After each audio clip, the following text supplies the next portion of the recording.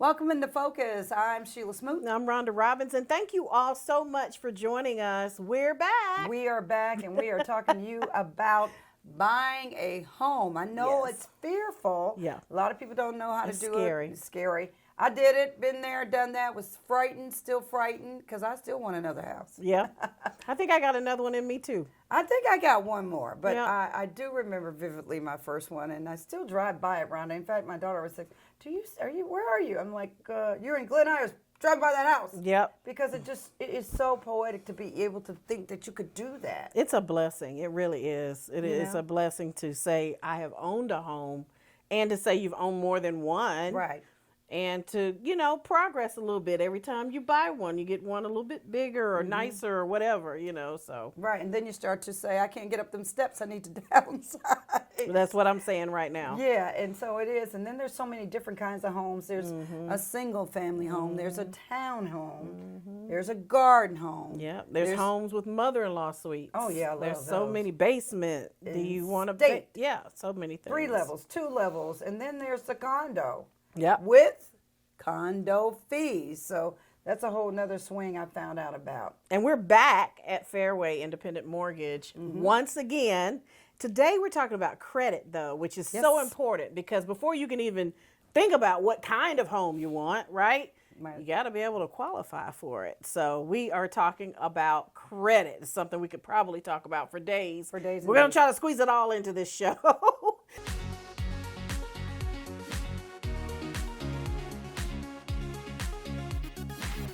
So for the hot topics, I pulled up this article Interested in from that? time.com. Okay. And it's basically talking about a few ways that you can improve your credit score. I'm not going to go through all 15 steps, but I'll just name a few here. Okay. Dispute items on your credit report. That's so important because so many people don't even pull it to see what's on it and what may be causing that score to be low or whatever. Yeah. So you can actually dispute some of those items and improve your score. Make all payments on time. That is so important. And it is important. Oh my goodness. I'm telling you, even with a credit card, if they're on time, if you're scheduled to make a payment on the 15th of the month and you make it on the 16th, they're like, oh, it was late, and they charge you. So that's an extra $35 or whatever you pay monthly. But again, that timeliness really is a stickler. Yeah, prioritize the bills, like the ones that will show up on your credit report. You need to pay them. Right. Now, the other ones that you may have a little more leeway on, then you don't focus on them. But the ones that you got to pay it on time. Avoid unnecessary credit inquiries. Apply for a new credit card. Increase your credit card limit. Pay down credit card balances. 30%. Consolidate your credit card with a term loan. Yeah, because you don't want to go all the way down to 0. No. Because then that kind of defeats the purpose. Right. So you want to show that you can purchase things and pay them off on time. Yeah. Purchase things and pay them off on time. Yep. Are we having a song test here? I think we should take this show on the road. In fact, we are. We're at Fairway Mortgage. We are in some really nice digs here at the Fairway Mortgage office. I love that hot talking. I do. Yes, we got real furry, kind of Zsa Zsa Gaborish. Yes. And love these offices and love what they're doing at Fairway Mortgage. And we're going to get into a little bit of that. But first, let me tell you a little bit about what I found out as well in our consumer topic of this week.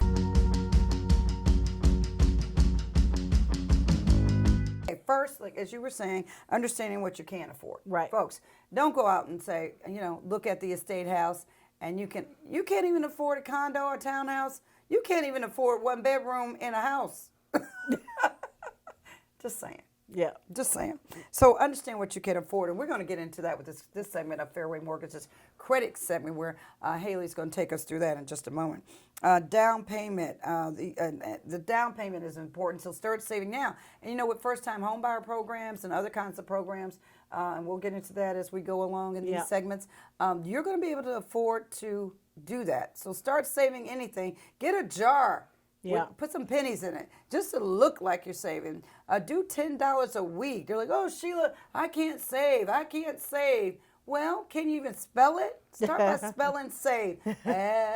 S-A-V-E, save. You might get lucky though and get a program where you don't have to pay anything down. You know, you said something there. But it's nice to be safe than sorry. Don't Right. just assume you're going to get that. So 'Cause save. And don't be afraid of that, because if you're going into an apartment, you still have to come up with first month's rent. Sometimes first and last month. You know, they're doing that in the more expensive luxury apartments. They are requiring that, just in case you decide And a to leave. deposit. Like if you have a pet, sometimes they ask deposits. for a deposit. So there's $350 got to have some money in the bank. per pet, and people find it. You find it for an apartment, you can find it for a home. And also, you need to make sure that you close on the loan, know what that means, and so get with a great mortgage person and a great mortgage scientist who can tell you about closing on a loan, what that means, who's going to be at the table, the documents, walking you through it, and being a friend to you when it comes to purchasing your first home, your second home, your third home, and just any home. Yeah. Because you know what? Repeat business is good. You know, I'm not coming back if you're going to treat me bad, because That's right. I'm liable to buy 2 more houses. That's right. Because I just love property. And I we just know do. a lot of people because we spread the word. We do. We like telling people when we have a good experience with a business owner, yeah, you need to call this person. That's right. And that's why we're saying you need to call Haley Morse. And I'm going to say she is from Fairway Independent Mortgage. And welcome in. Yes, ma'am. So I appreciate you guys having me. We're family now. Like it or not, you're stuck with us. Yeah, especially in this beautiful, room in this beautiful house. Yes, I'll take it. I surely love the two of you. Your show is awesome. Yes. In terms of the topics that you bring, they're both critical, but they're also so necessary and they're popular. So, And we're talking about credit. yeah, so credit is a big to-do. A lot of times as a mortgage lender, people are looking for this perfect credit score or the perfect program that accepts everything. And, you know, you just kind of get in where you fit in. But, of course, you want to know what you got before you come to me. Right. But, of course, when you get here, my job is to educate you on what you do have and what's the best to have and what you have. So in terms of programs that we offer, a lot of times I get questions, what's the best credit score? Where should I be? In terms of the ideal credit score for someone who's going to apply for a mortgage, you want to be at least at a 640, but we don't discourage any lower scores. So with good to certain know. programs, you can go down to like a 580. Just depending, most of the government programs are a little bit more forgiving on the credit. You know what? I remember so embarrassed to even tell the story. Yeah. When I had no credit, I thought I was rolling. I thought I had nothing. Yeah. But because I had no credit cards or no bills, I'm like, certainly my credit is on and popping. It was on and popping. It was popping low. It was very, very low. I was I was shocked, and my banker was looking at me and saying, "You're going to be okay. Yeah. But we got to show you Right. how to get credit, Right. how to build credit." So it really, and I'm thinking I was going to go in and start the process of getting to buy a home in 2 years. I wasn't even trying to buy a home, but I felt like I need to ask a banker. And shout out to my banker, formerly Daryl Ward. Everybody knows Daryl. If you had credit like mine, you probably had Daryl Ward giving you your first loan too. But credit is so Yes, it important. is. So for the Yeah. folks who have never purchased a home before, Yes. your credit score really gives these lenders an indication of how you pay your bills. And that's why it's so important, because if a lender feels confident that you're going to repay the loan, they're more comfortable with giving you a loan. So that's why it's so important. That's absolutely true. To piggyback on that, over the time, sometimes the scoring models change. So we have some scoring models with certain lenders that may look at the longest line of credit history that you have. Some of them may be scoring off late payments. Some may be scoring off the credit utilization more than they are the history. You never know. Really? Different lenders may go by different scoring models, so you have to look at that too. That's something we get asked all the time. How is it graded? It just all depends. Yeah. Yeah. You know, it's interesting that you said it all depends, because I would have thought that a ton of missed payments, and then you're like, but you're talking about credit utilization being what you have on a revolving side of credit, or credit utilization from a credit card, or paying an auto loan. So it's kind of both. Typically, your heaviest credit utilization is going to come from your credit cards. Okay. But just say, I recently opened a furniture bill. And the furniture bill, the max on this line of credit is $2,500. And just say you went and spent $1,800. Well, now you're at 3/4 of that utilization, so you've got to pay it down. So that utilization is going to be high, but it may or may not be a revolving line of credit. So as you pay it down, the utilization looks better. If it doesn't revolve like a credit card, then of course it boosts your credit a pretty good bit.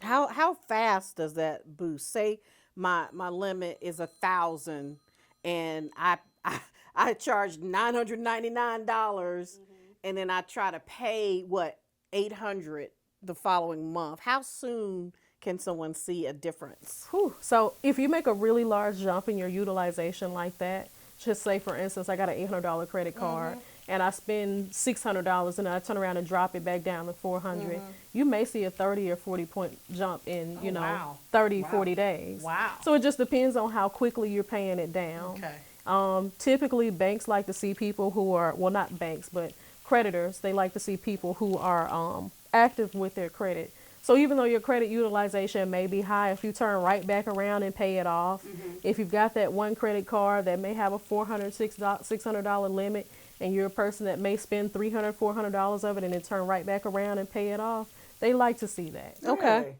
So they like to see you spend, but they like to see you pay off. Yes. Now, Don't pay off, but pay down. Pay a down. mistake I used to make, I would pay just that minimum. Oh, yeah. Just the minimum. And I'm thinking I'm doing a good thing, right? I paid the minimum. Yeah, they like you, but when you pay that minimum, it keeps you there forever. And then another thing, too, that a lot of people don't understand, in some cases, you could be a victim of churning.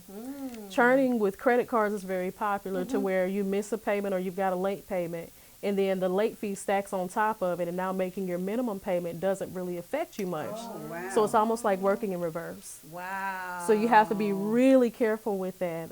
Credit cards is best to spend, what you need, and if you are using your credit cards regularly, pay them down. It's always recommended to pay more than minimum amount to make sure that you're not so high on your utilization or spending 6 years trying to pay off a credit card. Now, I had paid off a car, thinking I'm rolling, and I paid off a car, didn't have any debt, and when I first went to my first mortgage to get that, he says, but you don't have any revolving credit. I'm like, revolving credit? Guess what? I paid everything in cash. I was scared to have a credit card. I'm like, if I can't afford it, I'm not going to do it. Right. And, I had to be talked, literally dragged into getting a credit card. You know what he said to me? He couldn't really, I see you don't spend anything. You don't really, your car's paid off. That's good, but we can't see your spending habits. Right. Is that important to your people that you work with as a mortgage broker? Yeah, so even from my personal experience, I'll never forget, I bought my first car from a credit union, and I didn't have credit. So back then they did what was called a beacon score. And the beacon score started you at about 620. Okay. For most of our programs, I think you have to have at least one score for some of them and at least two for the others. But it's always best, get you a credit card, start small. And if you're afraid of credit, talk to a credit professional, talk to a lender. But start off with a small credit card, make purchases that need to be made, and immediately turn right around and pay it. So just say, for instance, if you were going to spend $100 shopping, and you did $100 on the credit card, turn around and take that $100 and immediately apply it. The longer you drag out the balance, over time interest adds up and you end up spending more on interest than you do on the actual money that you borrowed. Yeah. So interest is a time game. Yeah. Money is a time game. Credit, same thing.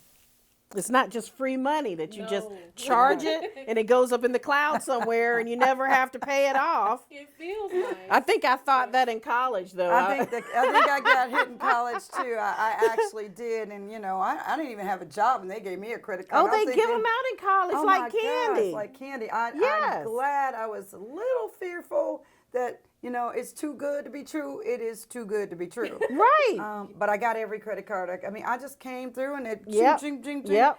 and it was the weirdest thing. I came out with 10 credit cards. Yep. Yeah, I you have. smile. Yeah, You I smile have. when you go shopping, and then you cry when you walk to the mailbox. Ooh, what are you talking about? I would walked to avoid the mailbox. Let me tell you, college students, how to avoid that. Put your parents' permanent address on there and let them get the bill.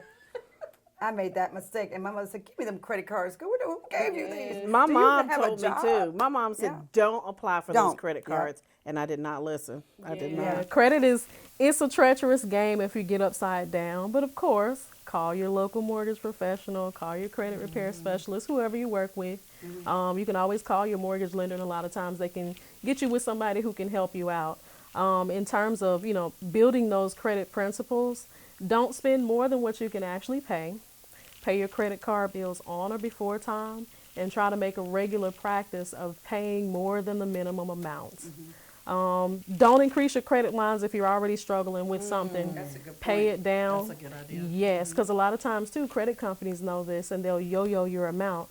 So just say, for instance, you spend up your $600 amount, and then you realize, ooh, I could spend up to $650. Let me do it. Oh, wow. The more you keep doing that, then the worse your situation could be too. So be mindful. If you spent more than the balance that was actually on your card, the limit, then you want to also try to pay that down before you get so far off, because it becomes harder over time to pay it down, Right. especially if you're missing the payments or you've got late payments.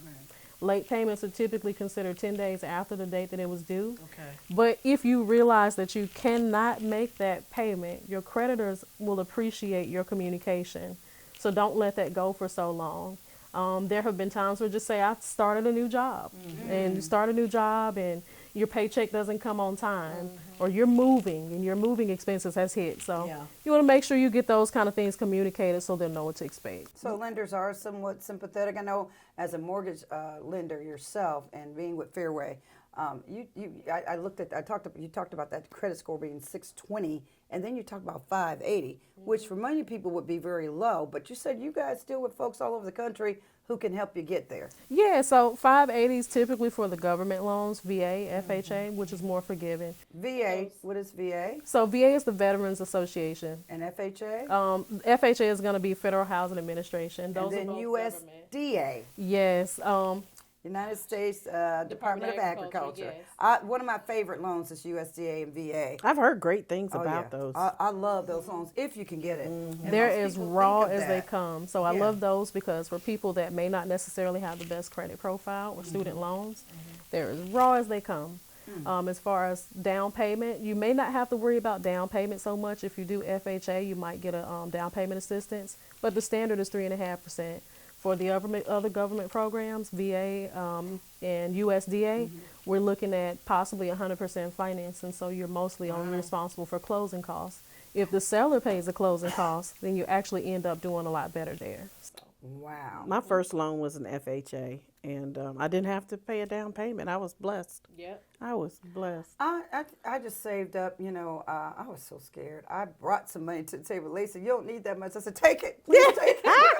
I don't want to get kicked out. You were No, so give it to them. Don't give because it they to 'em. will take it. Oh my They gosh. will take it. I wish, but like she said, I wished as a first, I wouldn't have put that 15,000 up. Because, like the guy said, are you going to stand here for 30 years? No, Right. and I didn't. So you didn't need to I put that didn't much need down. to put that much down. So Yep. even though it felt good, I got $15,000 saved. I was just saving up. I don't even think I ate for a while. So the rule of thumb for that one, know when to hold them, know when to fold them, Yeah. and know when to walk away. Hey! If you don't have to bring anything, don't. It's always good to disclose to your mortgage lender what you do have to work with. But most of my customers, which they'll tell you, I'm trying to get you to the closing table with as little closing costs as You're very good at possible. saying that. So when it comes down to what you have, you can be transparent, but I'm not the person that's going to say, "Ooh, she's got $20,000 over here. Let me see how we can use that." It doesn't benefit me for your larger down payment or closing costs. Yeah, I didn't That's know. good to know too, because know. some people may assume that somehow goes to the mortgage lender. Yeah, nope, we have no part in that. Okay, that's good to Wow, know. that is good to know. I didn't know, or Yeah. I wouldn't have brought that much. I just thought it was good. I think they took some of the costs back off, like it was 5,000 applied to the actual loan. So instead of it being 100,000, it was 95. Right. Because I brought closing plus here's Right. a sizable down payment. Which is good. Because I wanted it to be my payment to be low, but like you said, over 30 years, Yeah, I could have saved that money. you sure could have. Once the rule of thumb for that, if you're not bringing like 20, 30% down, then a lot of times making that down payment isn't going to affect your monthly payment as much. But if you got $150,000, $200,000 house and you're bringing 40 or 50,000, that makes a difference. Yeah. Because it's taking almost a quarter of the chunk of money that you would have had over time to finance. 20. Wow. Wow. So people, when they're existing home buyers and they're saying, "Oh, I got all this equity," do you look at that? Yeah, we look at it. So a lot of times your equity is going to actually affect your interest rate as well. Really? The more equity you have in a house, we see that as less risk. Okay. Over time, you've made your payments, no foreclosure, and so on. So we understand that to be a responsible borrower. And a lot of times you can also show up to certain things with your skin in the game. If you have a house that's valued at $250,000, but you've paid almost $200,000 with $50,000 less, that's, over 3/4 of your equity. That's your money. Wow. So that's what you live for when you buy a home. You live to basically make that work for you, and that's what we're here for. And then you can go into a bigger home or just go into a smaller home and just use that equity. Buy a So- condo, buy a second home, lease it out, pay your mortgage, do it again. It just may work for you that way. It's a waterfall effect. Once you learn how to use it, you fill over this one, and then you spill over that one. It just depends on how you do it, but you got to make it work for you. And communication is the Right. key. I know when I was when I owned my second home, I actually called several of the credit card companies, and I was like, "Hey, my mortgage is on the 1st, so I'd rather pay my credit card bill on the 15th." And they actually changed the due date for That's me. good. Yep, they'll communicate with you. They have programs for deferment. Deferment moves your payment to the back of the line. So for people that may fear that they are in, foreclosure status or coming up on it, they're afraid they can't pay, call your bank. Call your mortgage lender. We'd rather take a arrangement from you than not take a payment at all. Right. So you got to communicate. And just some tips in terms of people that are, applying for the first time. When you pull your credit, go to sites that are reputable. A lot of times your mobile banking apps have Credit Savvy or Credit Wise, and those show you your TransUnion score. Those are pretty true. But you have to be really careful with other credit scoring companies that say they'll give you a score from a certain bureau, because they'll turn around and sell your credit information. And what happens is when they sell your credit information, you get a lot of inquiries. And you mentioned that earlier. You have to go back and dispute those inquiries, because you could have 3 or 4 inquiries you never knew about pulling in 1 month. We've had situations in which, someone may call and pretend, "Hey, this is such and such with Mortgage Bank." And it's because the credit bureaus will sell your information as well. So you just kind of be mindful, lock your credit after you've had your credit inquiries, and carry on. If you have anything that pops up and looks different or something you didn't approve, call the credit bureaus immediately. That's good information. And a lot of people don't know that you can pull it for free once a year. Yeah, annualcreditreport.com. Annual, not free credit report. Yes. That's the guys with the guitars. No. Yes. They'll do that one. Annualcreditreport.com. You can pull all 3 every year, and I do that every year, and it's free. I try to do it in statewide. January. Yeah. So that's good. January. I try to do it around tax time so I can remember, because it is once a year and it's free. Equifax, Experian, and TransUnion. Annualcreditreport.com is your friend once a year, and you can see your whole life story. Yep. And now with things being so online, back in the day, you had to write letters and send it out and do all this and get tons and tons of paper. Now you can dispute right there. Hit that button, dispute, right there online. Yeah, and then some of the mobile banking apps, they'll actually take you over into their site and allow you to dispute right there. So you literally don't even have to open another window. Yeah, so you just go straight through it. It is a mindset, though. Yeah. I have to say, this was trial and error for me. Right. It wasn't something you're born with, or maybe you are. You have to learn. I think it's a learned behavior.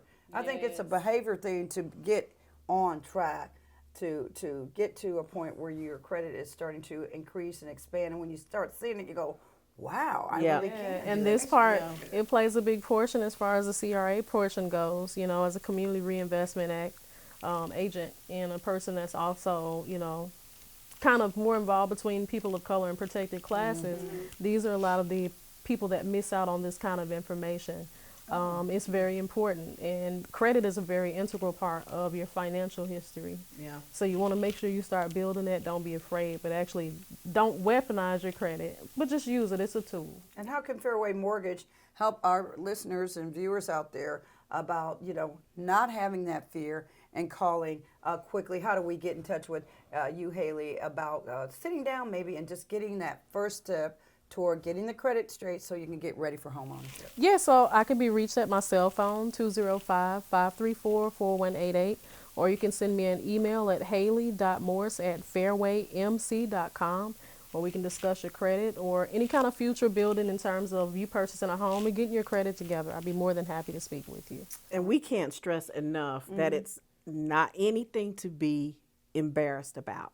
The great thing about credit is that if you make some mistakes, you can pick yourself up and fix them over time. So it's okay. Look at us. It's okay. Trust me, I have made plenty of mistakes. Yeah. Those credit cards in college. Whoo. Yes, do not be discouraged. If you pull your credit score and it's not quite where you want it to be, it's okay. And we both been there because, and you know what? We own homes. I Yep. mean, who knew? Yep. Who knew? I did try to get you to keep that last house. You 'Cause now did. you would be Airbnb queen. You did, but I made a lot of money when I sold it. I know you did. So I made some money too. I walked but away I with a nice check. Yes, okay. Yeah. That's that equity. That's that equity. I had We're a gonna lot be of talking about equity that. in my you home. You did have it. Yes, you did make a lot of money on that. So we've both been there. You win some and you lose some. But I tell you, equity. I can't even believe it. I can't even believe being able to do what I've done Yep. by listening to experts like yourself Yep. who took me and say, hey, it's okay. You just share this with us. Yeah. We're not going to tell the world. Right. We're just going to tell you, and we're going to get you there. And sure enough, Yep. so. Well, thank you for once again, sharing so much information. Let's once again share how you can be reached because we want to make sure people reach out. Yes, again, my cell phone is 205-534-4188, and I am Haley with Fairway Independent Mortgage Company. You can also reach me at my email address, which is Haley, that's HALLEY .MORSE @fairwaymc.com.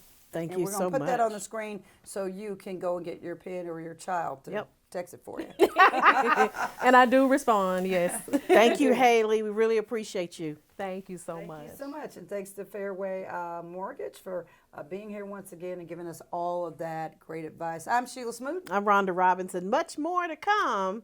That's right. Don't forget, stay focused.